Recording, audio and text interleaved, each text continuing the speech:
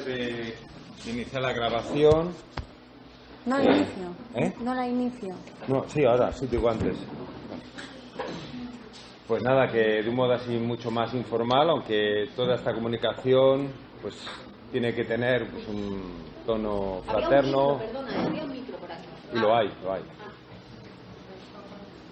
Pero bueno, pues me siento más ligero antes de la grabación. La grabación ya sabéis que tiene el sentido de que pueda hacer llegar este mensaje a otras personas que no han podido estar aquí. Entonces sí que estaré contentísimo de recibir cualquier aportación al final, pregunta, sugerencia, crítica, lo que queráis. Simplemente os pido que por favor durante la grabación pues intentemos que no haya interrupciones. Nada más, simplemente. Y bien, pues empezamos. Estamos aquí en Torrelaguna, dentro de unas jornadas de oración, formación y sobre todo de misión evangelizadora. Y a este propósito tengo que agradecer muchísimo que me hayan invitado a compartir estas reflexiones tituladas Razón y corazón de la evangelización. Cuando decimos razón, obviamente no me refiero a una sola razón, aunque al final voy a intentar en la conclusión sintetizarlas todas en una. Y cuando me refiero al corazón, pues me refiero a la voluntad, es decir, a esa decisión que nos tiene que llevar a la práctica, porque de qué nos vale emocionarnos mucho, elevarnos con las manos hacia el cielo y luego en nuestro día a día no llevarlo a la práctica, no llevar a la práctica el anuncio que hemos recibido de Jesús. Y como se trata de Jesús, y aunque es verdad que ya nos ha entonado el canto que acabamos de escuchar y de entonar, yo con todo el corazón del que soy capaz, como súplica, como exhortación al Señor, le quiero pedir, en nombre de todos, si os sumáis con vuestra intención, le quiero pedir que el objetivo de esta comunicación se cumpla. Y el objetivo es que ya que estáis aquí, ya que estamos aquí, dentro de una dinámica de vida cristiana, de oración y de anuncio, pues que todo esto, sobre todo esta última parte, la de anuncio, se intensifique tanto como Dios desea y que hasta ahora no ha podido cumplir su deseo precisamente por nuestras resistencias, ¿no? Por nuestra falta de apertura. Nosotros que en mayor o menor medida nos dedicamos a pedirle apertura a otras personas que encontramos en la calle o en cualquier lugar, luego, sin embargo, somos los que no le abrimos todas las puertas. Puede que sí en los cantos, en las aclamaciones, en las declaraciones, incluso en alguna que otra lagrimita que se nos caiga muy emotivamente, pero luego en la práctica no, o no tanto. Entonces yo, sin más retórica, sin ni siquiera, bueno, sí, levanto las manos al cielo. Para que el Señor, el Espíritu Santo, por lo menos me conformaría con que al menos una persona, ojalá que seáis todos y los que escuchen este mensaje, pero al menos una persona a partir de ahora se convierta en un evangelizador diario. Igual que doy por supuesto que todos o casi todos los que estéis aquí oráis a diario, recibís sacramentos con mucha frecuencia, hacéis obras de caridad con frecuencia. Bueno, todo es una obra de caridad, pero en el sentido, digamos, más habitual, ¿no? De ayudar a gente necesitada. Hacéis bien vuestro trabajo, con lo cual dais un buen testimonio de vida, os santificáis en vuestras labores cotidianas. Igual que eso ya ha cobrado, creo que puedo darlo por supuesto, una naturalidad, una cotidianidad en vuestras vidas, ¿por qué no atreverse a pedir la gracia de haceros anunciadores claros, explícitos, entusiastas, libres, valientes, decididos, con todos los defectos y todas las torpezas que queráis decir?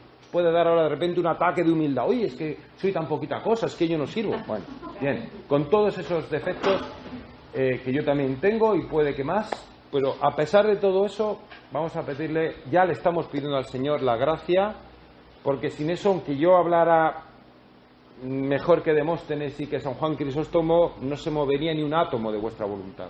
Es el Espíritu Santo el que os va a transformar para que, si hasta ahora solamente habéis sido evangelizadores ocasionales, pues ahora seáis evangelizadores diarios. Lo cual no significa, esta es la gran diferencia, porque muchas otras labores hasta cierto punto las hacemos porque estamos acostumbrados a ellas. Yo creo que evangelizar es de las pocas acciones a la que nunca nos terminamos de acostumbrar. Dicho sea esto, bueno, ha sido una combinación de oración y ya he iniciado la reflexión a deciros esto, que no esperéis a estar muy acostumbrados a evangelizar. Algo se puede introducir en vuestras costumbres, algo ayuda a la experiencia, algo, pero cada día, cada salida es una lucha. Aunque hayáis salido por la mañana, por la tarde os vuelve a entrar el ataque de excusas. Excusitis aguda. Una mosca que pase, una llamada telefónica, igual que nos pasa, de eso sí todos tenemos experiencia, que le pasaba a Santa Teresa antes de, digamos, entrar en una dinámica mucho más fuerte de evangelización. Igual que todos tenemos experiencia de que estamos ahí en el banco de la iglesia o incluso asistiendo a una Eucaristía y cualquier cosita nos distrae. Bueno, las distracciones... El problema es que tú estás en una oración, sobre todo si estás en la iglesia, algo te distrae, pero mira, otra vez el sacerdote en la homilía levanta un poco más la voz o el compañero del lado te das un codazo y ya otra vez sigues en la dinámica de la oración. Pero las excusas que te llevan a dejar de salir, esas ya te arrastran, te sacan fuera del campo de juego. Entonces, pues si tú quieres jugar al fútbol, tienes que estar ahí en el campo, 11 contra 11, y no puedes estar en otro lugar. Bien, pero en todo caso, Espíritu Santo, haz tu la labor, porque si no, no hay manera. Yo suelo decir que es más difícil que un cristiano de misa diaria se convierta en evangelizador que un ateo se convierta a Jesucristo. Y creo que no exagero, Bien, pero después de esta oración y de esta consideración, bueno, no lo digo por provocar, aunque quiero provocar, lo digo porque es matemáticamente así, está comprobado científicamente en la NASA. Bien. Bueno, pero también lo que quería plantear en esta fase todavía inicial es una pregunta para que, incluso había pensado en que me respondierais en voz alta, pero bueno, como hemos empezado con cierto retraso, lo principal es que cada uno se responda a sí misma esta pregunta, la de ¿cuáles son para ti las razones del corazón? Aquí ya estoy uniendo razones y corazón, las razones del corazón que realmente, de verdad, te llevan a salir. No aquellas que están muy bien en la pura teoría, aquellas que quedan bien para decirlas en la galería o en una charla así muy formalita que tengas que dar ahí con tus citas bíblicas, tus citas patrísticas, alguna cita de magisterio y tal, todo muy bien dicho, y lo dices hasta con cierto énfasis, pero que en el fondo no te lo crees tú del todo. O sea, ¿qué es aquello en lo que realmente queremos? Aquello que llevamos a la práctica. Por eso es tan sumamente falso, y esto no tenía pensado decirlo, pero voy a decir, por eso es tan sumamente falso el fideísmo luterano. No solamente porque menosprecia la dimensión humana, la libertad humana, no. Es que realmente no existe una fe sin obras. Es que no es que sea falso, es que no existe. No existe una fe sin obras. Una fe sin obras sería en todo caso un discurso mental. Pero eso no es fe, una fe es confianza. Entonces, algo que se queda en la mera teoría, pues no es una confianza, la voluntad no está movilizada. Entonces, para ti, sinceramente, y si no, luego lo sigues reflexionando. Y lo puedes ir reflexionando muchas veces. ¿A mí qué me motiva? Porque se pueden colar por ahí otras motivaciones, pues equivale en cierto modo, ¿por qué vengo yo a Arte Complutum? Son muy acogedores, gente simpática, se reza bien, buena predicación, el lugar es agradable, etcétera, etcétera. Hasta que no es caro, en fin, hay muchas motivaciones. Yo todo esto lo llamo hedonismo espiritual. Hombre, es un hedonismo un poco grosero, hay el hedonismo puramente material, no hace falta que os ponga ejemplos, ¿no? Desde la gula, etcétera, el hedonismo puramente sexual, el hedonismo del ego, de que me aplaudan, pero hay un hedonismo mucho más sutil, que consiste en decir, yo es que disfruto pues en ciertos actos de piedad, pero he hecho, bueno, y no se trata de buscar el masoquismo espiritual tampoco, pero si la principal razón por la cual yo voy o a unos ejercicios espirituales o a unas jornadas de misión es porque me encuentro bien, me encuentro a gusto, no vas a salir muy evangelizador de ahí, porque solamente vas a asistir a aquello, en el fondo hasta es por egoísmo. Un egoísmo sutil, un egoísmo espiritualizado, pero no es... O sea, cuando una buena señal de que has salido como debes salir a evangelizar es que no te apetece, estás a disgusto, tienes muchas razones para no salir y sin embargo sales. El día en que estés como muy motivado en el sentido de que, ¡ay, qué bien, qué a gusto se está saliendo! Sobre todo si tienes mucha confianza en ti mismo, mal vas. Ya digo, esto no genera costumbre, esto no es adictivo, aunque, bueno, no voy a recordar una frase, una anécdota graciosa, pero no es adictivo, ya me entendéis. Bueno, cada uno que se responda a esta pregunta, ¿por qué realmente voy yo a evangelizar? Y si las razones que me llevan son las correctas. Y luego, otra parte de la segunda parte de esta pregunta es, también sinceramente, ¿qué es aquello que me impide salir a evangelizar? O aquello que no me lo impide del todo, pero me reduce mucho la evangelización. Y aquí ya os adelanto una de las excusas magistrales y muy extendidas. Para evangelizar muy poco y tener la conciencia muy tranquila y ser un cristiano satisfecho, que es también otro aspecto de esta pregunta. ¿Te consideras un cristiano satisfecho? Ya sé que me vas a decir, yo no soy perfecto, me tengo que confesar. Ya sé que sabes que no eres perfecto. Ya sé que lo sabes. Pero puede que asumas con un mínimo de sentido común que no eres perfecto y sin embargo seas un cristiano satisfecho. Como os decía antes, que no hay que ir del extremo de ser un hedonista espiritual a ser un masoquista espiritual. Tampoco digo yo que haya que entrar en una total crisis de identidad, tener excesivo escrúpulo, que también es una tentación, caer en el escrúpulo y creer que todo lo que haces es pecado, que todo lo haces mal. Eso más bien viene del demonio, que quiere que te desanimes, que no sigas al Señor porque te demasiado indigno, demasiado pecador. Tan malo es caer en ese escrúpulo como caer en una dinámica de satisfacción. Es decir, sí, yo sé que de vez en cuando me tengo que confesar, reconozco mis defectos, pero en el fondo estoy bastante satisfecho. Aunque no lo llegues a formular así, estoy satisfecho, en realidad ese es tu panorama. Y yo tengo la impresión, y desde luego a título individual, pues no soy yo quien para valorar a nadie, como mucho a mí mismo y me equivoco. Pero tengo la impresión de que gran parte de la iglesia militante, incluso de la iglesia más militante, vive demasiado satisfecha y demasiado acomodada. Y una señal de que estás muy satisfecho contigo mismo y con tu cristianismo es que estás satisfecho, y ahora me centro aún más en la evangelización, estás muy satisfecho con el hecho de que cada vez España y gran parte del mundo, por lo menos Europa y América, cada vez están más descristianizadas y además a un ritmo aceleradísimo. Si tú estás satisfecho con eso, hombre, si te plantean el tema dices, es preocupante, sí, pero a lo mejor no te quita el sueño. No te quita el sueño, no está entre tus preocupaciones eso, no lo está. Si eso, a ver, tampoco digo yo que ahora entres en insomnio todas las noches, pero te tendría que preocupar, te tendría que doler. Si eso no te duele, te puede pasar, no sé si estoy exagerando un poco, pues como a San Damián de Molokai, que cuando ya había adquirido la lepra, pero no se había dado cuenta. ¿Habéis visto la película, la escena esa, en la que por error le ponen un cubo de agua hirviendo, mete el pie San Damián, y claro, como ya había adquirido la lepra, pues ya tenía insensible ese pie. Y entonces le vio el que le había puesto y dice, ¿no lo nota, padre? ¿No lo nota? No.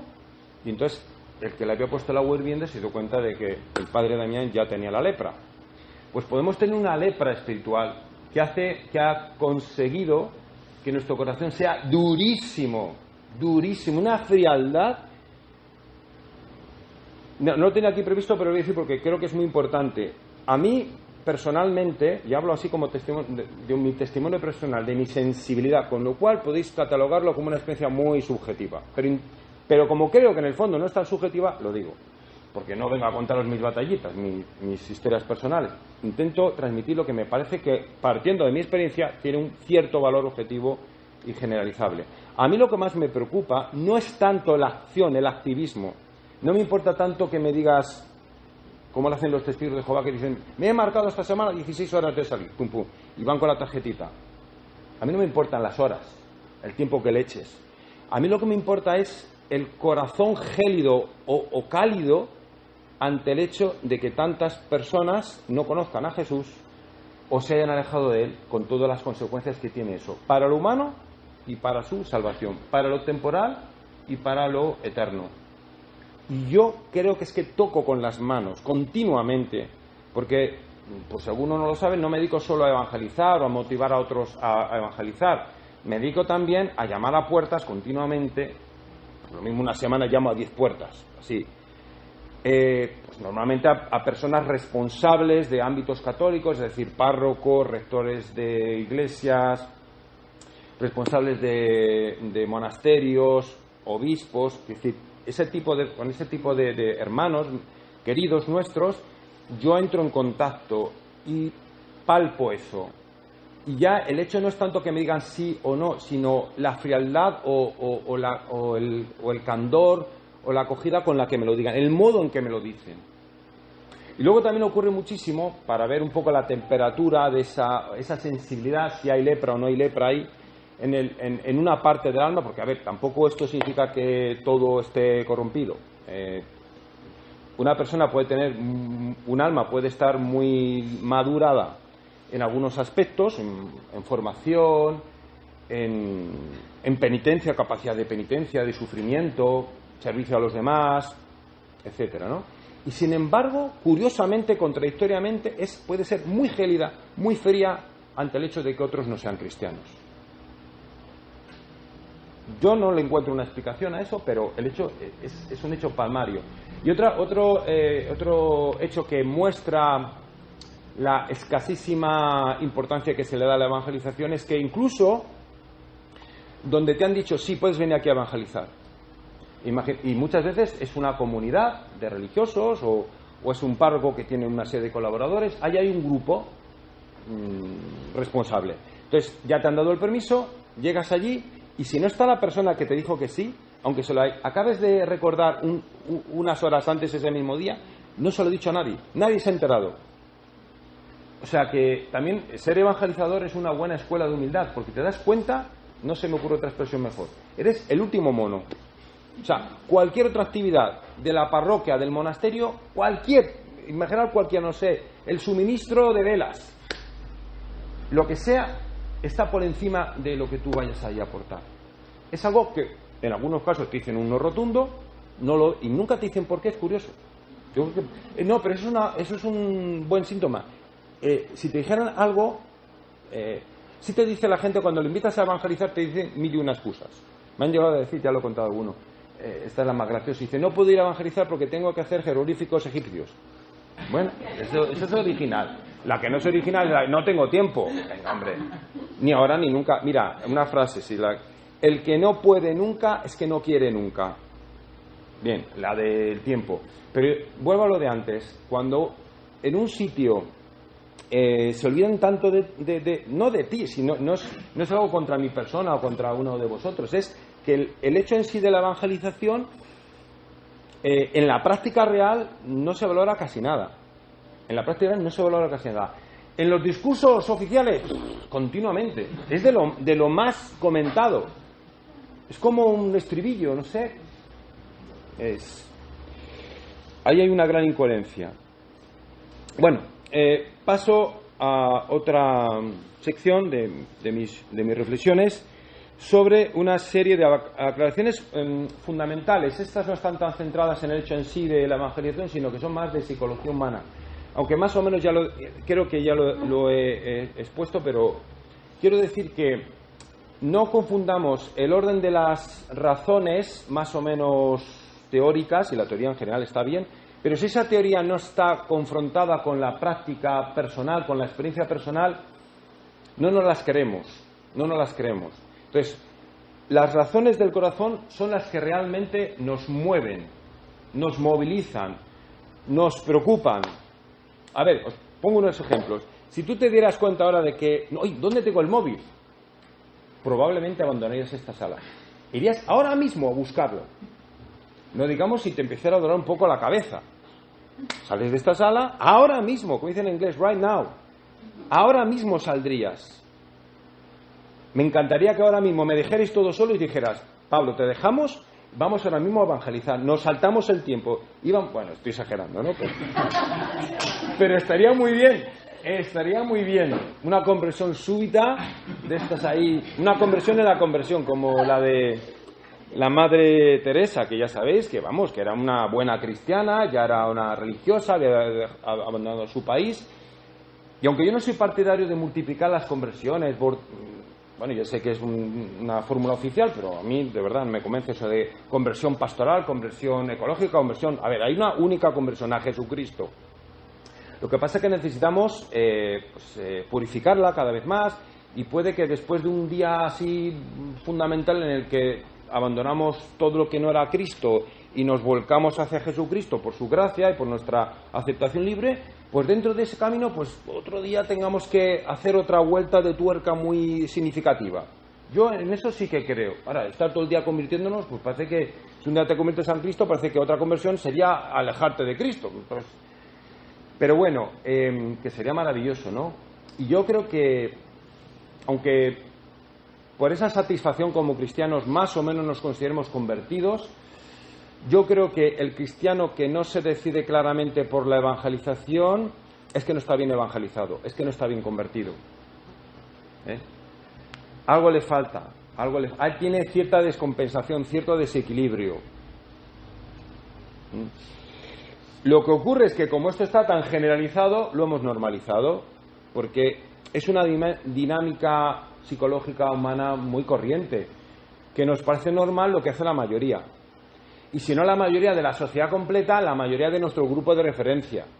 Si nuestro grupo de referencia, mi grupo, no quiero poner nombres, de movimiento tal, movimiento cual, mi orden religiosa, esto es lo que ahora se hace, da igual lo que haya hecho por supuesto, da igual lo que ha hecho Jesucristo en los 4 evangelios, da igual lo que haya hecho Pedro, Pablo, Felipe, da igual.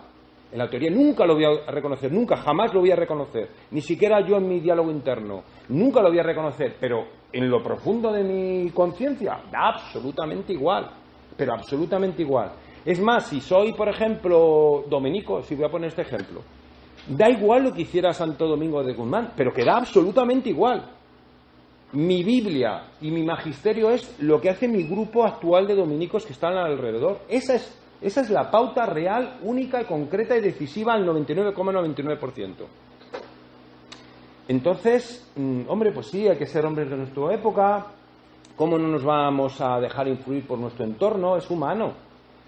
Pero que nuestro referente absoluto es Jesucristo, y a partir de él también son referentes auxiliares todos aquellos que han seguido modélicamente a Jesucristo.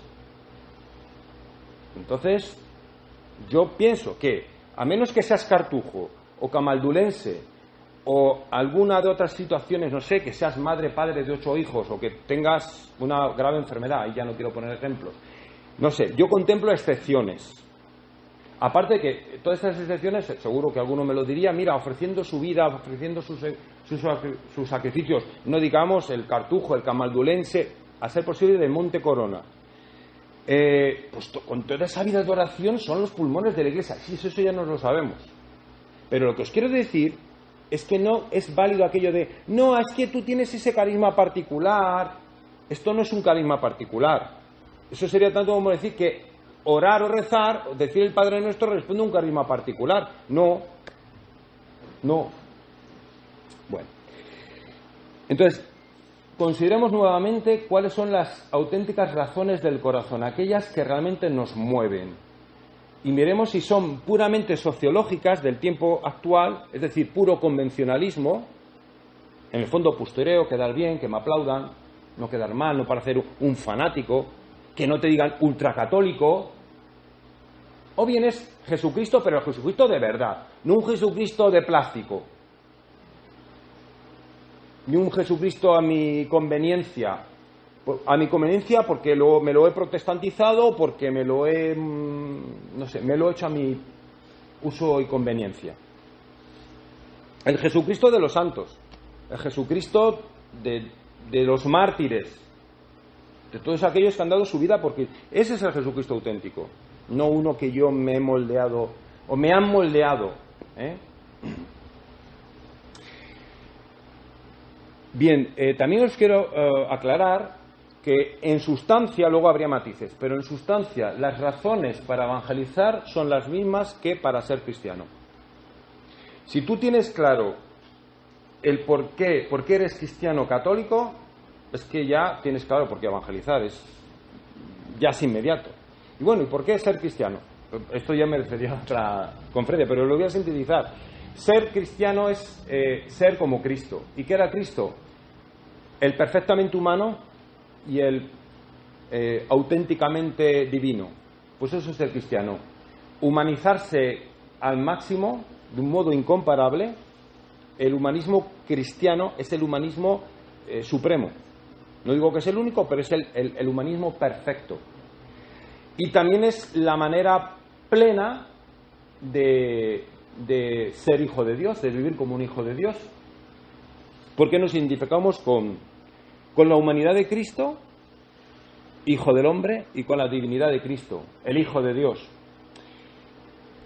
Gracias a esa humanidad plena que nos da el ser cristiano, y que es una razón de ser cristiano y por tanto una razón de cristianizar, si tú tienes claro por qué ser cristiano, automáticamente tienes claro por qué cristianizar. Si no tienes claro, yo lo cuento muchas veces, sobre todo una vez lo experimenté muy claramente, pero lo sigo viendo continuamente. En general los cristianos católicos no saben por qué son cristianos católicos. Por eso muchos de ellos son presa fácil de otros credos que son pseudocristianos. Porque les presentan un Cristo que en parte incluso pues parece más auténtico, con más garra, presentado con más entusiasmo, con más brío, con más citas bíblicas. Entonces hay millones de personas que eran cristianas católicas y muy fácilmente son arrastradas a visiones falsificadas de Cristo, visiones falsificadas de la Biblia. Entonces, ¿qué ganamos con ese humanismo, con esa identidad clara? Pues lo que adquirimos es una clara conciencia de la dignidad de todo ser humano. Es una gran aportación de la comunidad cristiana, del cristianismo, del propio Cristo. Es el que nos ha enseñado que todos los seres humanos somos personas y como tales tenemos esa dignidad. Eso en otras culturas, religiones, no se conoce, no se tiene esa conciencia. Esto se podría explicar más, pero bueno. Otra razón para ser cristiano desde el punto de vista del humanismo es que solo Cristo nos enseña la primacía del amor. El amor es una realidad humana, no la ha descubierto solo Cristo en su revelación. El amor se puede conocer incluso sin la revelación sobrenatural. Pero la revelación sobrenatural que nos trae el propio Cristo nos enseña la plenitud y la supremacía del amor como ningún otro credo, filosofía o religión. En tercer lugar, no en orden de importancia, todas son muy importantes, es la liberación, la libertad que nos da la verdad. La visión cristiana de la vida, de la cultura, de la humanidad, es una visión que nos dice que el mundo no está encerrado en un círculo, como es propio de todas las religiones paganas. Nos da una visión lineal, progresiva de la historia. Todo esto ya sería para más detenimiento. Lo dejo ahí. Simplemente, el que quiera luego preguntarme, ¿por qué es verdad?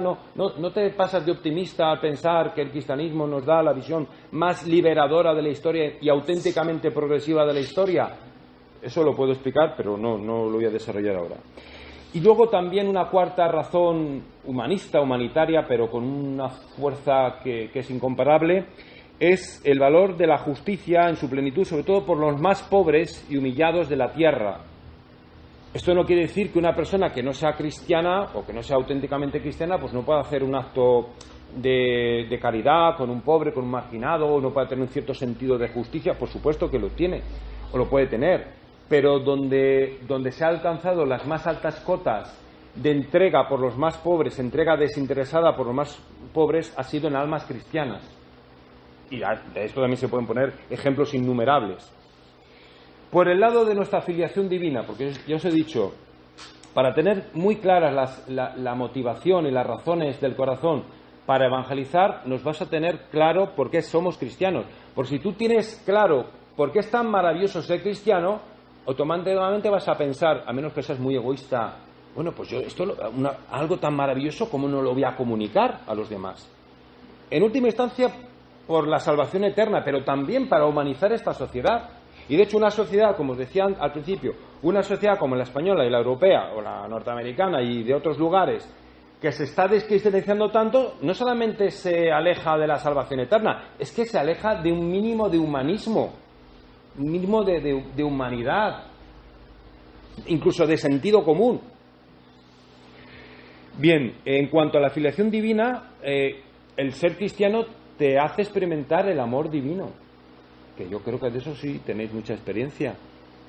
Y si eso lo valoráis, ¿cómo se lo vais a negar por acción o por omisión a otros?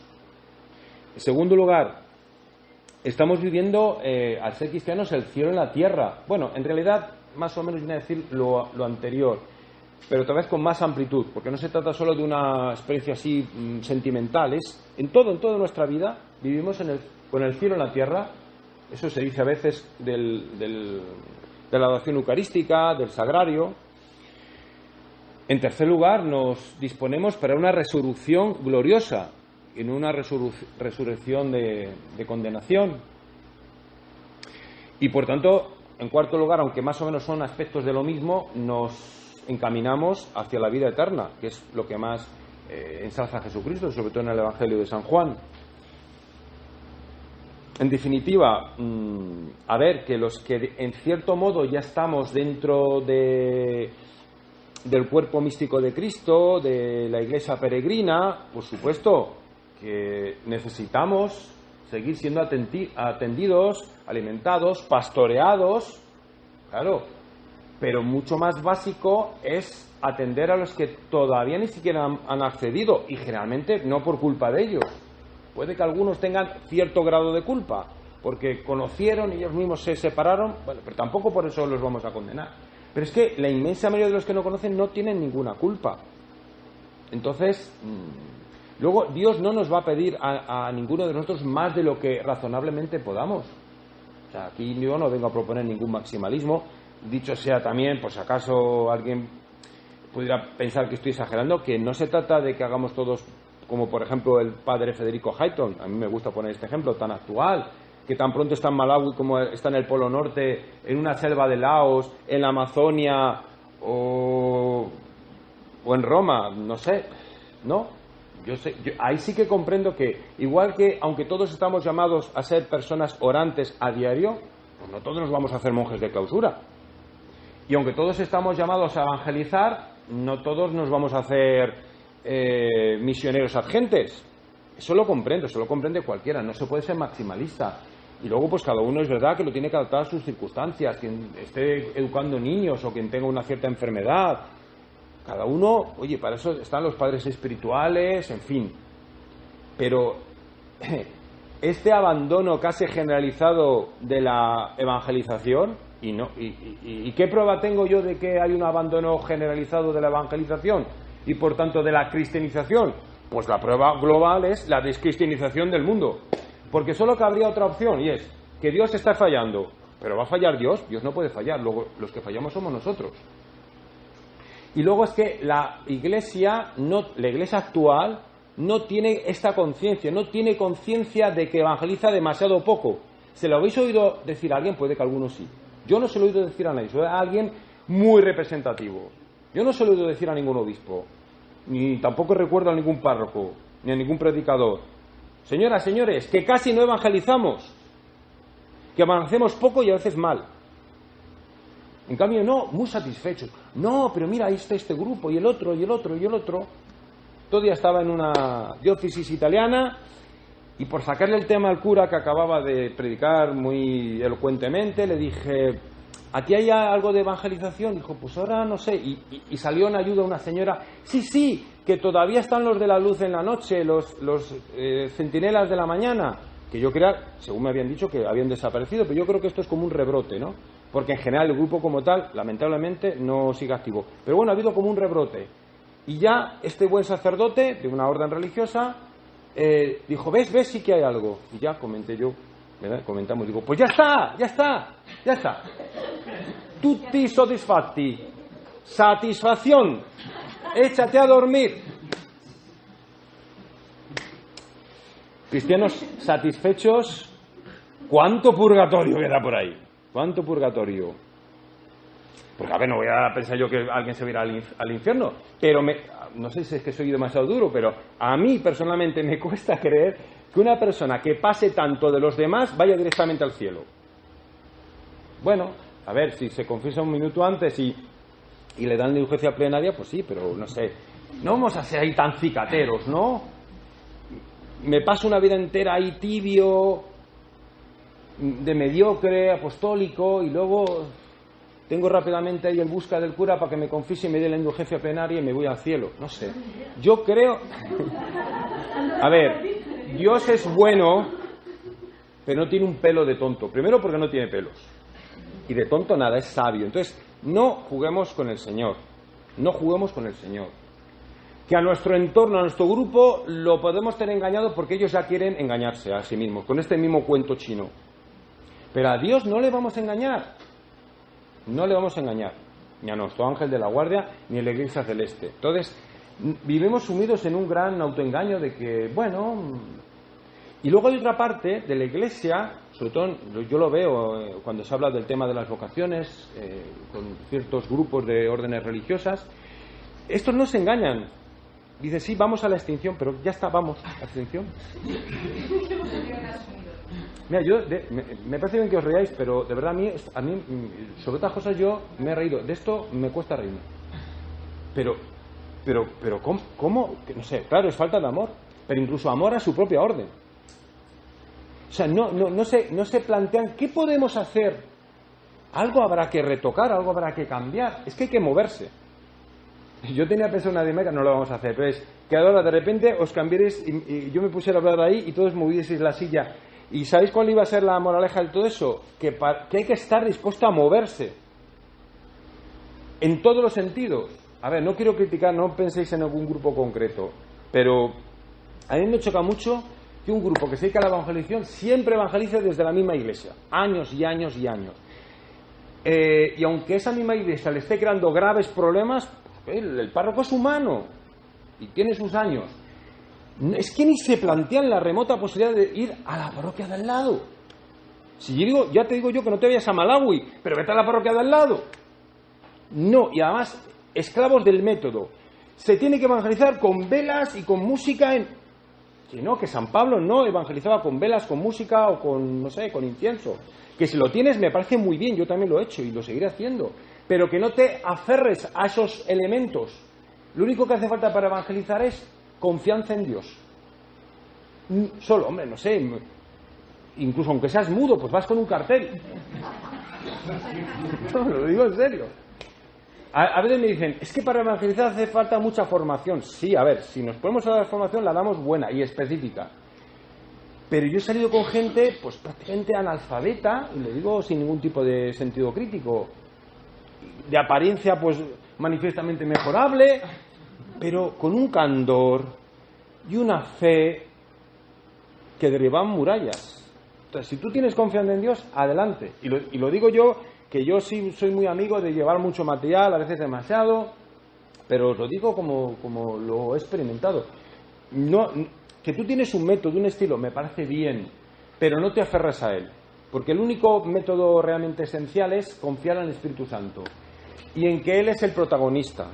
Tampoco es cierto eso que se dice muchas veces. Dios lo hace todo. Entonces, ¿qué hacemos aquí? Nos vamos a nuestra casa. Algo tenemos que hacer. Yo hasta hace poco tenía la fórmula cuña de Dios hace casi todo. Pero yo creo que es más preciso decir lo siguiente. Dios hace la parte sobrenatural y nosotros la natural.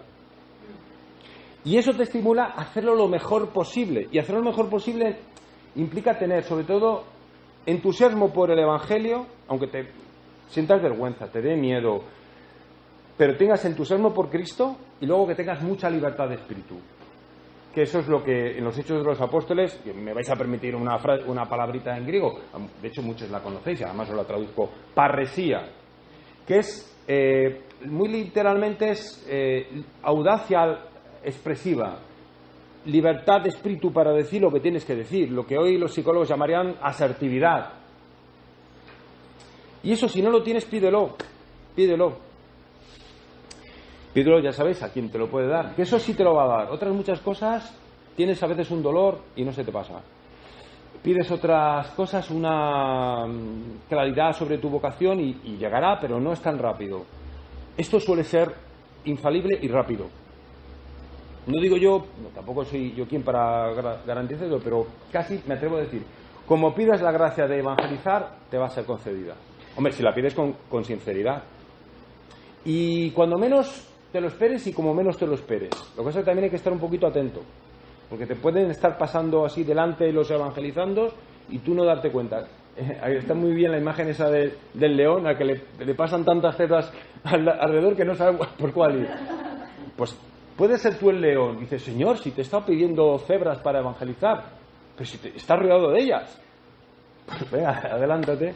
También un poquito la psicología humana, a ver, no sé, a veces alguien te está pidiendo que le digas algo con una mirada. Bueno, yo creo que eso, pues, ya muchos sí que tendréis experiencia. Lo digo por si acaso alguien espera que se lo tengan que decir. Porque mira, hay una frase, una de las citas que a veces se recuerdan, de Primera de Pedro 3:15, en la que dice aproximadamente: estad preparados para dar razón de vuestra esperanza a todo aquel que os lo pida.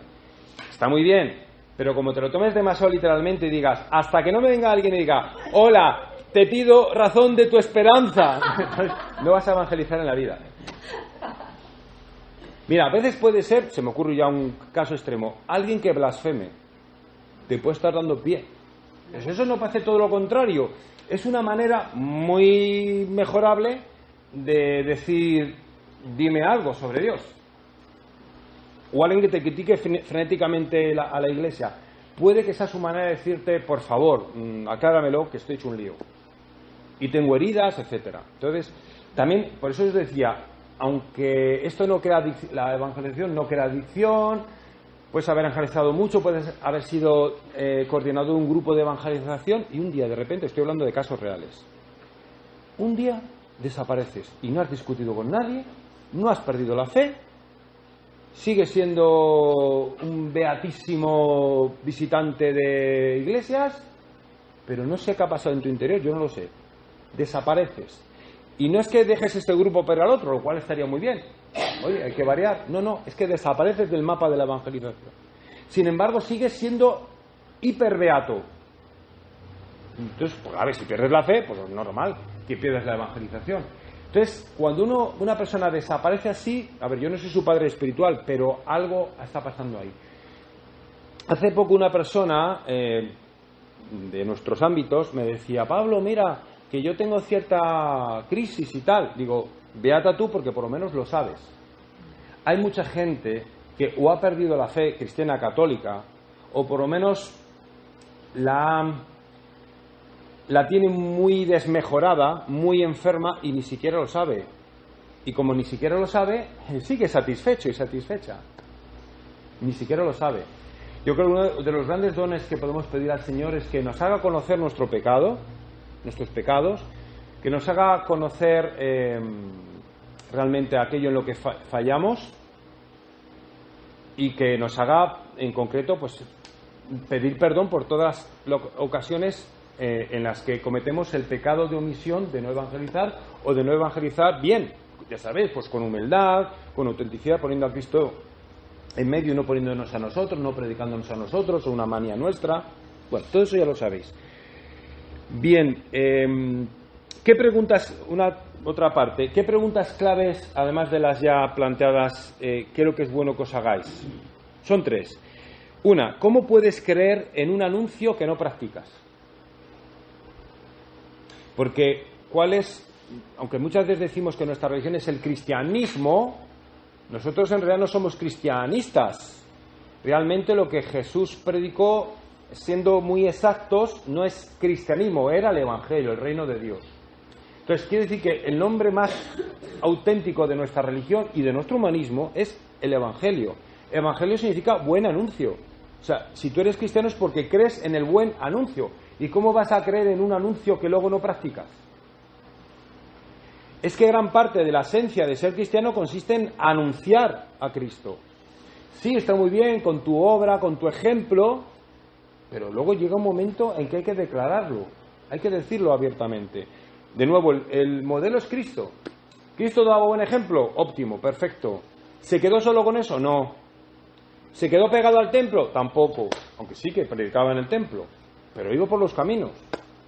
Entonces, eso tenemos que hacer nosotros, sencillamente. Algunos irán a la Patagonia, otros iremos a la parroquia de al lado, pero bueno, por lo menos hemos ido a la parroquia de al lado. Otra pregunta, no, esta no es una pregunta, es una afirmación, aunque la podría plantear como pregunta. Sí, la voy a plantear como pregunta. ¿No consideráis que tan importante es ir a misa, y pongo la misa como la quinta esencia de nuestra vivencia cristiana en la tierra? Que el cielo será como una gran Eucaristía continua. Entonces, lo más sagrado que puede hacer un cristiano es participar en la Eucaristía, en la liturgia de la palabra, en la liturgia eucarística. Bueno, pues eso que es la quinta esencia, por supuesto, no toda la vida cristiana es ir a misa, obviamente, pero es como la quinta esencia. Entonces, si eso es la quinta esencia, fijaros, ¿no es cierto que es tan importante ir a misa como ayudar a otros a ir a misa? Sí. Entonces, según esto, yo me atrevo a decir que la evangelización es el 50% de toda nuestra religión, de todo nuestro credo, de toda nuestra identidad. Y si ya fallamos en ese, pues como mínimo vamos así cojeando, como ando yo a veces. Bueno, tercera pregunta, que esto se trata de salir a los demás. ¿Cómo puedes pensar que respetas y amas a los demás, aunque hagas muchas obras de caridad con ellos? Pues les cures heridas, les escuches, hagas toda una serie de obras de misericordia, espirituales y corporales, y sin embargo te desentiendes claramente de su vida eterna, porque te desentiendes de que conozcan de verdad a Jesús. ¿Qué clase de respeto es ese? Pues, ¿y qué clase de amor es ese? Recuerdo tantas iniciativas cristianas de órdenes religiosas.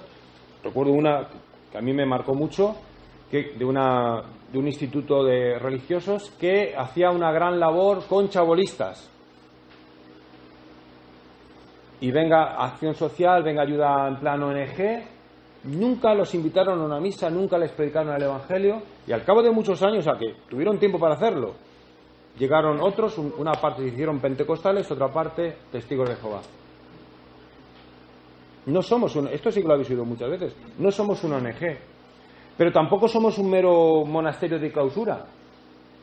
Entonces tenemos que salir a comunicar el Evangelio, que además es precioso. Nosotros no salimos a evangelizar porque sea divertido. Es más, al principio sufrimos todo tipo de arideces, de sabores agrios al salir. Pero por si esto termina de animar, también os quiero decir, y muchos me daréis razón porque tenéis experiencia, o todos, que muchas veces es maravilloso evangelizar. Es hasta divertido, pero lo digo con mucha cautela porque algunos van a pensar, si no, es que tú sales porque te diviertes. No salgo porque me divierto, pero luego a la postre es divertido. Y es maravilloso. Y digo, ¿y cómo piensas, aparte de que realmente no respetas y no amas a los demás y no te interesas por su destino eterno? Pero también me atrevo a decir, ¿cómo me puedes decir tú que amas a Cristo, por tanto a Dios encarnado, si te desentiendes de tantas personas por las que Él dio su vida? No me lo creo que los ames, o los amas no los amas al estilo de Cristo. Los amas a tu manera, muy puramente mundana, o porque te caen bien, o porque te dan pena. Eso lo puede hacer hasta un ateo de buen corazón. Y en última instancia, ¿cómo esperas tú ir al cielo si te desentiendes del cielo de los demás? Al cielo no van los egoístas. Y repito, puedes incluso dar grandes donativos de dinero, puedes ser un gran ONGista, pero si te desentiendes del destino eterno de los demás, que ya sabemos que nosotros no somos quienes damos el destino eterno a los demás. Por eso hablo de colaborar. Y por cierto, no es Dios el que nos ayuda a nosotros en las colaboraciones, en las evangelizaciones, sino que somos nosotros los que ayudamos a Dios. El evangelizador principal es Jesucristo, el Espíritu Santo, y nosotros somos los auxiliares. Pero Él ha tenido a bien, Él ha decidido que en general las evangelizaciones no se abren paso si no es con colaboración humana. Porque ese es el esquema de la encarnación. Dios podría haber lanzado su mensaje sin encarnarse y sin pedir la colaboración de María Santísima, de Pedro, de Pablo, de Felipe, de Francisco Javier, pero es que ha decidido hacerlo a través de nosotros, de la humanidad de Cristo y del resto de la humanidad. Lo ha decidido así. Por tanto, lo normal es que la evangelización salga adelante, a pesar de que lo principal lo haga el mismísimo Dios, pero salga adelante a través de la mediación humana. Por tanto, es verdad que a algunos se les aparecen sueños, hay casos excepcionales, pero lo normal es que se haga a través de nosotros. Por tanto, no estemos mirando al otro. Yo me acuerdo de una vez, esto sí, en que vino a hablar el padre Federico Hayton, tenía un gran número de admiradores, y en cuanto se les dijo eran personas, sí, cristianas, muy devotas, muy tradicionales, que admiraban al misionero, pero que no estaban dispuestos a mover ni un meñique por la misión, pero nada. Sí, dar un dinero sí, porque se les propuso, a ver, ¿quién está dispuesto a ir al barrio que es de mayoría china, en Madrid, ¿cómo se llama? Usera. ¿Quién quiere ir a Usera o quién se plantea colaborar así vagamente? ¿Quién quiere colaborar? Y el único que levantó la mano fue el padre Federico, que ya tiene mucha misión por delante. ¿De verdad esos son amigos del misionero, de la misión? ¿De verdad que aman a Cristo? ¿Aman a esos chinos que no conocen a Jesucristo? Es que ni vinieron a preguntar. Eso es a lo que yo llamo frialdad gélida. Eso es eso es un iceberg de corazón. Es que no se puede ser más gélido. Gélido absoluto. Ni por curiosidad, oye, ¿cómo lo vais a hacer? Pero ¿no crees que eso es una pérdida de tiempo? Por lo menos que hubieran venido a plantearnos dudas, preguntas, pegas. Pues nada, desinterés absoluto, absoluto. Yo es que lo experimento continuamente, un desinterés extremo. O sea, no se puede ser más indiferente. Igual que cuando decimos, joder, vamos a evangelizar y mira, si encontramos un ateo que nos plantea pegas, bien, encontramos a otro de otra religión, bien, pero lo más difícil es encontrar a alguien indiferente, que digan, si es que a mí me da absolutamente igual, te respeto y ya está, no quiero ni oírte. Eso es lo que, ¿verdad? Lo que más, pues eso experimento yo continuamente, esa indiferencia, pues, de glaciar. O sea, ahí no hay calentamiento global, ahí lo que hay es un enfriamiento global de los corazones. Sí, y el cambio climático es el cambio climático de las almas. Vivimos en la época más atea de la historia. Y también a nivel interno de la Iglesia creo que si no es la más confusa, es de las más confusas. Entonces no es una época como para que nos pongamos de perfil, sino es una época para que digamos, Señor, saca de mí todo el partido posible. Venga, en cualquier época habría sido buena esta petición, cualquier época. También ha habido grandes problemas en otras épocas, en fin, la época del arrianismo, la mitad de la Iglesia que se había salido, la crisis luterana, el cisma de Occidente, que sí, que yo sé que ha habido otras épocas muy peliagudas. Pero esta es una época como para... Sobre todo, yo creo que lo peor de esta época es el autoengaño de los cristianos. El autoengaño, que no nos decimos la verdad de cómo estamos. Y venga reuniones, y venga asambleas, y todo casi siempre, desde mi punto de vista, es retórica vacía, no dicen nada auténtico. Ya muchas veces ni siquiera citan a Cristo ni la Biblia, pero incluso cuando la citan es según conveniencia. Yo no veo ahí autenticidad, ni siquiera. Es curioso, os voy a contar, algunos sabéis que yo quiero ir a evangelizar a Alemania, y una vez encontré que había un congreso eucarístico que también anunciaba que se dedicaba a la nueva evangelización y dije, ese es mi sitio, allí voy. Y al llegar allí dice, pues esto es como estar en Polonia. ¡Qué devoción! ¡Qué ortodoxia! ¡Qué bien predicaba el obispo! Bueno, el obispo se da unos paseos, es de los mejores obispos que hay en Alemania. Y hice contactos, me decían, oye, ¿qué tal si evangelizamos? Vale, de acuerdo. Estaba un sacerdote que era el fundador de uno de los movimientos más conocidos de nueva evangelización, no voy a decir el nombre. Luego nadie contestó. No te responden ni siquiera para decirte, lo hemos pensado mejor, creo que no se dan las condiciones para que colaboremos. No te contestan. Ni de la Radio María que hay en Alemania, que es Radio Horeb. No te contesta nadie. Aunque lleven hábitos, aunque sean muy ortodoxos. ¿De qué sirve tanta ortodoxia? A mí, ya sabéis, no soy sospechoso de no valorar la ortodoxia. Bien la ortodoxia, bien la devoción, pero luego te despreocupas del no cristiano. Pero te despreocupas absolutamente. O sea, no hay un átomo de inquietud por ellos, ni un átomo. ¿O qué hay más por debajo del átomo? Un protón, un neutrón, un quark. No hay nada de inquietud por ellos. Te importan un comino los demás. Y al cielo no van los egoístas, sobre todo los espirituales. Todavía si eres egoísta porque te quieres quedar con más parte de la herencia, bueno, mira, es un poco cochambroso, pero es que este egoísmo es mucho más sutil, es como la falsedad de los fariseos, que eran tan ortodoxos y tan cumplidores, pero luego algo tan esencial que yo ya sé que no todo el cristianismo es evangelizar, que lo sé, pero esta parte tan importante, a veces es que, ¿de qué hablan principalmente los 4 evangelios? Traía unas cuantas citas, pero es que no hace falta las citas. Así, el final del evangelio de San Marcos, el de Mateo, son muy explícitos. El de Lucas no hace falta porque conecta con Hechos de los Apóstoles y el primer capítulo de Hechos de los Apóstoles ya te dice, venga, hay de evangelizar, hombres, dicen los ángeles que están aquí mirando al cielo, pues algunos, que está muy bien rezar, pero, a ver, yo también voy a decir esto.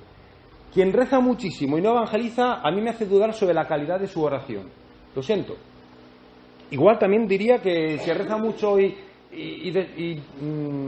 no se ocupa de los pobres en el sentido material, también me haría duda. Bueno, en general, cualquier persona que es muy beata o muy devota y luego no tiene un comportamiento adecuado, pues a cualquiera nos hace dudar sobre la autenticidad de su piedad.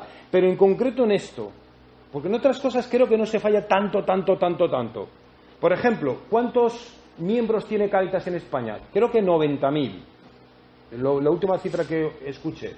Y ojalá fueran 2 millones o 5 millones, me da igual. Ojalá fueran más, porque me parece maravilloso.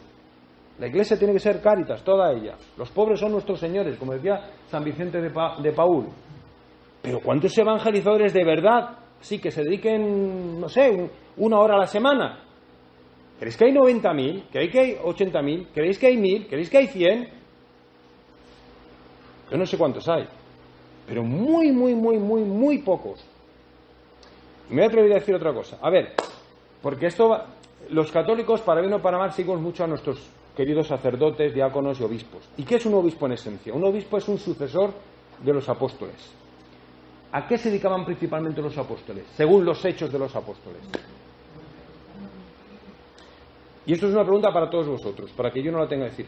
¿Cuántos obispos conocéis? Me da igual que sean muy, no sé, liberales o muy tradicionales. ¿Cuántos obispos conocéis que salgan a anunciar el Evangelio a los no cristianos o a los descristianizados? Responder en vuestras almas, en vuestros corazones, y pedir por ellos. En concreto por esto. Ya digo, el principal problema de la Iglesia es que la Iglesia no se dice a sí misma la verdad, no se conoce a sí misma, no se dice la verdad y se pasa todos los días de reuniones que son marear a la perdiz y dándose la razón unos a otros o dándose masajito espiritual, qué buenos somos, qué no sé qué, y qué bien nos entiende el mundo, qué bien, ya no nos critican, ya no nos llaman ultras, que no. Entonces, a ver, yo comprendo que hay una parte durilla de evangelizar, sobre todo porque en última instancia, ¿sabes a lo que tienes que estar dispuesto si te dedicas a evangelizar? Y a mí me da mucho miedo, pero es a ser mártir. Entonces, una vez que lo tienes asumido ya, es como cuando dices, me meto en el agua fría, no me meto en el agua fría. Pero una vez que te metes en agua fría, dices, venga, ya, que me echen cubitos de hielo. Ya me da igual. Ya, si lo tienes asumido, bueno, te dará el susto cuando te toque, el susto no te lo va a quitar nadie. Pero cuentas con ello. Forma parte del guión, ¿no? seguimos a un crucificado, pues ¿qué quieres? ¿Que te echen rositas? No tengamos miedo, que es uno de los inconvenientes. Voy terminando, ya el resto lo digo muy rápido. Enemigos de la evangelización, pues aquí voy a ser muy clásico: el demonio, el mundo y la carne. O sea, enemigos de la evangelización son los enemigos del evangelio, son los enemigos de Cristo. Coinciden exactamente. Solo, bueno, pues con algunas peculiaridades. El demonio te puede decir, primero, no evangelices, porque eso es imponer. El demonio directamente o alguno de sus colaboradores, porque igual que nosotros queremos ser colaboradores de Cristo, y creo que lo somos, en mayor o menor medida, el de abajo también tiene sus colaboradores. Triste realidad, pero es así. Entonces, bueno, pues o te llaman proselitista, o te llaman fundamentalista, integrista, ultra, en fin, te pueden desanimar de muchas maneras. Sin ir a zonas tan bajas de la realidad, pues el mismo mundo, nuestra sociedad, pues simplemente te distrae, o con pantallas, o de una manera no tan, digamos, civilina y tan satánica, pero bueno, el hecho de tenerte distraído, con el mundo te distrae, te tiene disipado.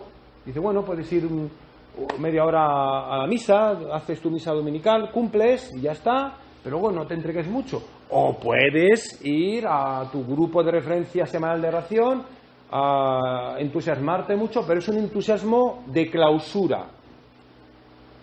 Hay demasiada, a veces dicen que hay poca gente de clausura, pocas vocaciones. Yo creo que hay demasiada gente de clausura, cristianos de clausura que viven encerrados muy a gusto, cada uno en su pequeño, en su tribu. A mí me va a este estilo, a mí el otro. Cuando, por cierto, si fuéramos auténticos evangelizadores católicos, aunque tuviéramos nuestro principal grupo de referencia, lo normal sería que un día evangelizáramos con unos, otros días con otros. Y yo a veces, eso supongo que lo habéis notado, que entre los pocos que evangelizan, muchos dicen, no, yo con mi grupo, es que yo lo hago con mi grupo, que luego con su grupo casi no evangelizan. Salen 4 días al año ahí, a una plaza pública, pero luego no se dirigen a nadie. No, a mí me encanta, me habéis estado preguntando por la evangelización de Italia. Una de las cosas mejores es que ahí había gente bastante variada de grupos. Aunque bueno, pues había sobre todo franciscanos conventuales que lo organizaban y gente de su entorno, pero luego había gente muy variada. Y otra cosa maravillosa de Complutense es que somos muy variados de regiones, de zonas, de espiritualidades. Así somos más auténticamente católicos. Eso de evangelizar solo con los de tu grupo implica mucha cerrazón, y la evangelización es pedir a los demás que se abran a Cristo. Si es que eres tú el primero que no se abre. Bueno, y luego hay otra serie de grandes enemigos, es otra lista: el confusionismo, por ejemplo, el pensar que toda buena obra ya es evangelizar. A mí me dijo un religioso sacerdote en Alemania que ellos hasta cuando hacen la limpieza en la casa evangelizan, o que cuando van al súper evangelizan, pero no porque den palabritas a la gente, sino, no sé, porque meter el detergente en la cesta debe ser un acto de gran evangelización. Pero lo decía en serio, lo decía en serio, no. Se lo creen, que todo lo que hacen es evangelizar. Me acuerdo de otro cura que al tiempo que me decía que no fuera a su parroquia, me decía, yo evangelizo las 24 horas del día. O sea, no duerme. Confunden pastoral, es que no tienen, a veces carecemos de vocabulario, parece como que todo es blanco-negro. No es lo mismo pastoral, que es atender a los que ya son ovejas, y lo que es salir a las ovejas perdidas de Israel y de no Israel. Es que no es lo mismo. No se puede pastorear a alguien que no es del redil, o estarías forzándolo. No es lo mismo. Se complementan, son igualmente importantes, pero el hecho de que atiendas a católicos no significa que estás atendiendo a no católicos. Yo os animo a estar cada vez más con no católicos, porque así vas a tener más ocasiones de anunciar. Bien, no todo es evangelización. Algunos piensan que la evangelización no es necesaria, pues porque ya todos estamos automáticamente salvados, todos somos hermanos, todos somos hijos de Dios, estamos todos salvados, todos somos santos. En una revista, tengo que decir, franciscana, como es un hecho público, pues en Tierra Santa, yo por eso me quité de suscriptor, ponían a San Francisco con su aureola de santo delante del sultán, que tenía exactamente la misma aureola de santo. Pues claro, ¿a qué fue San Francisco de Asís? A establecer un diálogo diplomático interreligioso. O sea, son falsas las fuentes franciscanas que nos dijeron que quería convertirle a costa de su misma vida, jugándose la vida. Pues no, era un bonachón pacifista, ecopacifista, diplomático, interreligioso. que considera que todos somos por fuerza. O sea, tú aunque no quieras ser hermano, te obligan a ser hermanos. O sea, hermano y santo a la fuerza. Bueno. O bueno, que si la evangelización no será esto un poco proselitismo, no, pues no. Otro factor muy importante, a este ya me he referido, la falta de ejemplaridad. Como en nuestras comunidades no tenemos casi, en diócesis enteras, no tenemos gente de verdad dedicada a evangelizar, aunque digan que lo están. No lo están. O muy de higos a brevas. O están a otras cosas apostólicas. A ver, la Iglesia es una santa católica y apostólica. Apostólica porque estamos enviados por Dios desde la eternidad, sobre todo particularmente desde el bautismo, y dentro de ese apostolado, de ese envío, hay muchos servicios. Uno de ellos es el de la evangelización. Yo digo que yo no absolutizo la evangelización. La evangelización es uno de los apostolados. Es verdad que es de los más importantes, porque es básico.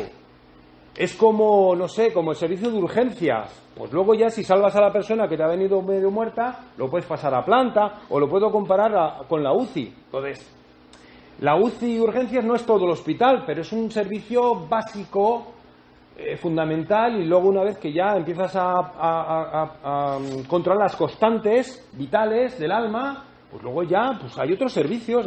La mayor parte del hospital no es ni la UCI ni urgencias, pero son los puntos claves, decisivos, donde salvas a la persona, la pones en vereda, le controlas las constantes. Pero eso está, como no tenemos gente que nos dé ejemplo, empezando, pues que me critiquen, empezando por nuestros obispos y clero, algunos de ellos son buenísimos, son catequistas tremendos, son ortodoxos, son hombres de gran oración, pero probablemente tampoco tienen ellos la culpa. Es que desde el seminario eso no se ha sembrado. El seminario significa lugar de semillero, eso no se ha sembrado. A los seminaristas se les enseña a ser pastores, pero no se les enseña algo que es común a todos los cristianos, que es a estar dispuestos a evangelizar, a acercarte al ateo que no muerde, al agnóstico, al deísta, al bahá'í, al neonóstico, que no muerden, que son maravillosas criaturas de Dios y que van a ser más fáciles de tratar que a un católico muy satisfecho, muy devoto, muy ortodoxo o no ortodoxo, pero que está igualmente satisfecho. Esos son los más difíciles. Hombre, yo sé que hay algún caso muy, muy difícil ya, de estos que están muy en contra de Dios, no sé, gente que esté en sectas diabólicas, o sea, esos son más difíciles, por supuesto, tampoco quiero exagerar. Pero la gran mayoría de las personas por evangelizar, promedialmente ofrecen menos resistencia que el que ya se cree un poquito fariseo. Bien, luego también la falta, en el fondo, por eso he explicado antes lo que he explicado, falta de identidad cristiana. La mayor parte de los cristianos, yo me atrevo a decir, la mayor parte de los doctores en teología católica no saben por qué son católicos. A ver, de esto no tengo pruebas, no sé, es mi impresión de haber escuchado a muchos, mi fuerte impresión. Incluso porque algunos abordan el tema y no dicen más que generalidades, vaguedades, no saben por qué lo son. Bueno, y desde el momento en que te dicen que, o te dan a entender que da igual ser protestante que católico, os voy a poner un ejemplo como es un hecho público. En la JMJ le preguntaron al cardenal de Viena, Schönborn, dominico, uno de los redactores del catecismo, le preguntaron públicamente, y en alemán, o sea, yo ese alemán sí lo entendía, le preguntaron, ¿hemos de evangelizar a los protestantes? Y esa pregunta no se la esperaba, porque todas las otras preguntas las respondía con una agilidad. Hombre, un redactor, doctor en teología, redactor del catecismo, se lo sabe perfectamente. Esa no se la esperaba y se quedó pensando, a ver qué digo. Y yo dijo, uy, a ver qué dices. Bueno, pues claro, al final optó por quedar bien. Y dijo, no, pues, hombre, porque ya son cristianos. A ver, la verdad es que es una pregunta sutil. A mí me podría poner en el otro extremo y decir, bueno, son grandes herejes, por supuesto que sí, sin matices, tampoco. No, pero el matiz tampoco es demasiado difícil. Simplemente hay que completar su evangelización.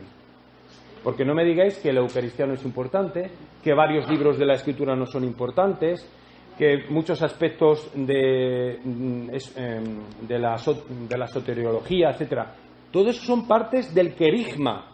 Hay elementos del querigma. Entonces, si escribieran una cosa muy, a ver, de cierta importancia, pero que no fueran del querigma. Por ejemplo, yo soy partidario de que a nuestros queridos hermanos ortodoxos no hay que evangelizarles. Lo que sí se puede hacer, si la persona realmente es muy buscadora de la verdad, pues explicarle, bueno, si tú quieres avanzar más, entrar en plena comunión, pues mira, yo te explico esto, incluso te animo, te digo por qué es mejor ser católico que vivir en un cierto cisma histórico, en una iglesia muy nacionalista, te lo puedo explicar. Pero en principio, mira, si tú ya tienes todos los elementos para llevar a la vida eterna, vives en una sucesión apostólica, tienes todos los sacramentos, tienes la Biblia completa, yo no voy a ir a... Un ortodoxo no necesita, si es un ortodoxo maduro, pero lo que os quiero decir tampoco es tan sorprendente. ¿A cuántos católicos no hay que completarle su evangelización? Y cuidado, que yo soy de los que dice, cuidado, no gastes demasiado tiempo en evangelizar a la Madre Superiora, porque ya está evangelizada, ¿no? Pero sí, es verdad, sobre todo hoy en día, a muchos católicos hay que completarle su evangelización. Por tanto, no es ninguna falta de respeto de decir que a un pentecostal o a un metodista o a un anglicano del tipo que sea, pues hay que completarle elementos del querigma. Por tanto, hay que completar su evangelización, aunque no haya que empezar de cero, evidentemente. Pablo, Sí, tres minutillos. vale, de acuerdo. Bien, luego, en definitiva, yo creo que la principal falta, el principal enemigo de la evangelización, o la principal razón por la cual somos tan tacaños en nuestra entrega evangelizadora es por falta de amor a Dios, falta de amor a Cristo y falta de amor a los demás. Yo, es verdad que ya me alargo mucho, pero ¿sabéis cómo podría haber hecho muy breve la conferencia? Es decir, razones del corazón para evangelizar. Que ames cada día más a Dios, a Cristo y a los demás. Y me podría haber ido. Lo que pasa que como la consecuencia de eso a la práctica no se extrae fácilmente, pues he dicho todo lo que he dicho.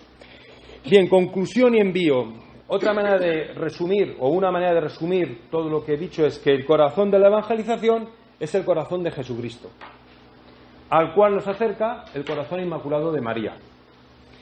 Y la razón de la evangelización, pues es el Logos eterno, que sabéis, Logos significa razón. O sea, la razón de la evangelización es la razón, el Logos eterno. Es el mismo Jesucristo que nos impele. Es que Jesucristo es Dios que vino aquí para evangelizar. Y nosotros como Iglesia somos la continuación de ese Dios que se ha encarnado para evangelizar. Y evangelizando, santificarnos y llevarnos a la vida eterna, sin olvidar la parte humana. Y por último, ultimísimo, una serie de consignas muy prácticas y muy precisas, porque siempre en estas conferencias se puede caer en quedarse solo en generalidades. A ver, una, que es que pidas cada día la gracia de evangelizar. Ya me he referido a esto, os he amenazado con que esto se os va a conceder, por eso no lo pedís, porque se os va a conceder. Pide para ti y para los demás, claro, para ti y para los demás. La gracia de evangelizar, pero de verdad, eso. Para evangelizar tienes que manifestar, anunciar el núcleo del Evangelio y anunciárselo a quien no cree en ello o a quien dejó de creer. O sea, repito, aunque es verdad que muchas veces hay que completar la evangelización de algunos, principalmente hay que dirigirse al que no está evangelizado. Y por cierto, como he compartido con uno de vosotros, no es lo mismo ir a tomar un café y de paso evangelizar que ir a evangelizar y de paso tomar un café. Lo digo porque muchos se escudan en que yo evangelizo todos los días, sí, porque no sé, algún día voy a una farmacia de una palabrita y tal, que eso está muy bien. Pero si eso te sirve de excusa para no dedicar un tiempo explícito a evangelizar, mal vas. Ya te estás excusándote. Segunda, son 4. Segunda, que hagamos, esto es lo que más me cuesta, hacer penitencia purificadora. Aparte que una evangelización forma parte del combate espiritual, y los combates espirituales requieren, como ya sabéis, mucha oración y también penitencia, del tipo que sea. Durante muchos siglos los cristianos se ponían cilicios, o se daban con el cilicio, no sé, ayunos, por supuesto, quitarte el X capricho que tú sepas. Aumentemos la penitencia, a ver si no nos parecemos a los cristianos etíopes, que esos ayunan más que nadie. Y confiésate, no sé si alguno esto lo ha hecho, confiésate por no haber evangelizado, por haber despreciado una oportunidad que luego tú ves que te la puso el Señor en bandeja y por miedo, por vergüenza no la aprovechaste. Confiésate de eso. Tercero, lee la Biblia y las historias de los santos en clave de evangelización. Primero, reconociendo que te están dando ejemplos concretos de evangelización. ¿Qué mejor clave de evangelización? Y segundo, esto que yo por fin he terminado de digerir, ¿cómo se lo diría? Que he terminado de digerir y que me doy cuenta de que es muy esencial, ¿cómo se lo diría a fulano, a mengano o tal? Y cuarto, busca incesantemente personas de cualquier grupo, aunque no sean de tu estilo, con quienes evangelizar. Y en última instancia, si no encuentras un día a quién, sal solo. Que cuanto más solo, más débil, más se va a derramar la gracia. Eso te lo aseguro, empíricamente está comprobado. Lo que nunca puedes dejar es solo a Jesucristo evangelizando, porque el principal evangelizador es Jesucristo. Entonces no te importe que a ti te dejen solo, con tal de que tú no dejes solo a Jesucristo. Pues gracias y que os convirtáis en evangelizadores.